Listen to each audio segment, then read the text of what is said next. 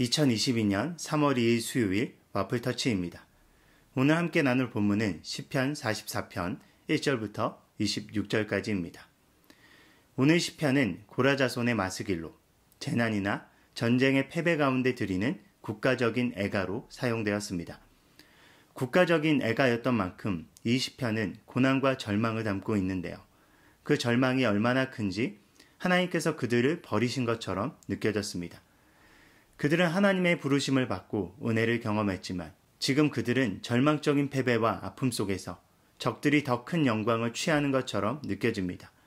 그것만 해도 가슴 아픈데 그 속에서 적들은 그들을 능욕하고 비방하고 욕합니다.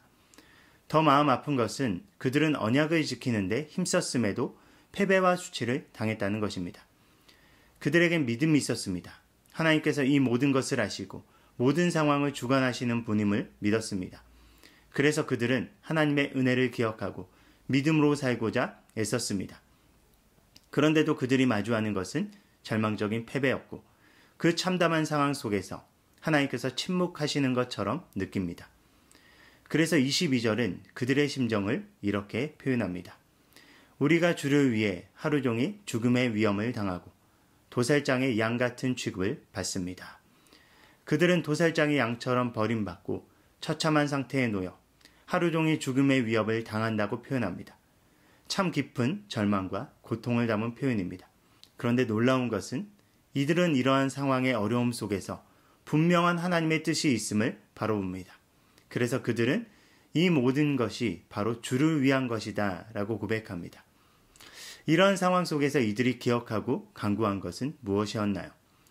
먼저 이들은 자신들을 부르시고 신실한 약속 위에 세우신 하나님의 은혜를 기억합니다. 1절부터 3절입니다. 하나님이시여, 우리는 우리 조상들이 옛날 주께서 행하신 놀라운 일들에 대하여 이야기하는 것을 들었습니다. 주는 이방 민족들을 쫓아내시고 우리 조상들을 이 땅에 정착시키셨으며 이방 민족들을 벌하시고 우리 조상들을 번성케 하셨습니다. 그들이 자기들의 힘이나 무력으로 그 땅을 정복한 것이 아니라 주의 힘과 능력과 은혜로 하였으니 주께서 우리 조상들을 사랑했기 때문이었습니다. 하나님께서 자신의 민족을 사랑하셔서 지금까지 은혜를 베푸시고 함께 하셨음을 고백합니다. 이들은 이것에 대한 분명한 확신이 있었기에 4절에서 주께서 왕이시며 하나님 되심을 고백하며 8절은 우리는 하루 종일 하나님을 자랑하고 영원히 주를 찬양하며 감사할 것을 고백합니다. 이들은 어제의 영광과 은혜를 잊지 않았습니다. 하나님께서 자신들을 얼마나 사랑하셨는지, 하나님의 은혜가 얼마나 큰지 고백하며 지금까지 이루었던 모든 것들이 자신들의 힘이나 능력이 아닌 오직 하나님 때문임을 고백합니다. 그들은 이전에도 경험했습니다. 진정한 승리는 무기나 힘에서 오는 것이 아닌 하나님께서 함께 하실 때 가능한 것임을 그들은 고백합니다. 그렇게 이런 절망적인 상황 속에서 그들이 붙들고 의지해야 될 분 또한 하나님임을 그들은 고백합니다. 그들은 은혜의 하나님을 기억하며 그 하나님께 간절히 호소합니다. 26절은 이렇게 고백합니다. 여호와여, 일어나 우리를 도우소서. 주의 한결같은 사랑으로 우리를 구원하소서. 시편 기자들이 한 목소리로 고백하는 중심 주제가 바로 여기 나옵니다. 하나님의 한결같은 사랑입니다. 비록 지금은 절망적인 상황 속에서 아무것도 보이지 않는 것 같지만 바로 그 안에도 하나님의 한결같은 사랑이 있음을 고백합니다. 상황과 환경은 수시로 바뀌고 세상의 힘과 권력은 영원하지 않지만 그들을 지금까지 인도하신 하나님께선 영원하신 분임을 믿기에 그리고 그 사랑은 변치 않을 것임을 믿기에 그 하나님께 호소하는 것입니다. 그들은 하나님을 믿기에 이러한 고통 속에서도 뜻과 길이 있음을 믿지만 현실은 너무나 고통스럽기에 어서 이 고통의 시간을 빨리 없애주시길 간청합니다. 우리가 하나님을 잘 믿어도 문제와 고난을 마주할 때가 있습니다. 그리고 그 문제와 고난이 너무나 급박하고 절망적이어서 아무것도 보이지 않고 마치 하나님께서 침묵하시는 것처럼 느낄 때가 있습니다. 그때 우리 또한 기억해야 합니다. 지금까지 지내온 모든 것이 은혜였음을 기억하고 그 은혜와 사랑이 여전히 우리 삶 속에 있음을 바라볼 수 있어야 합니다.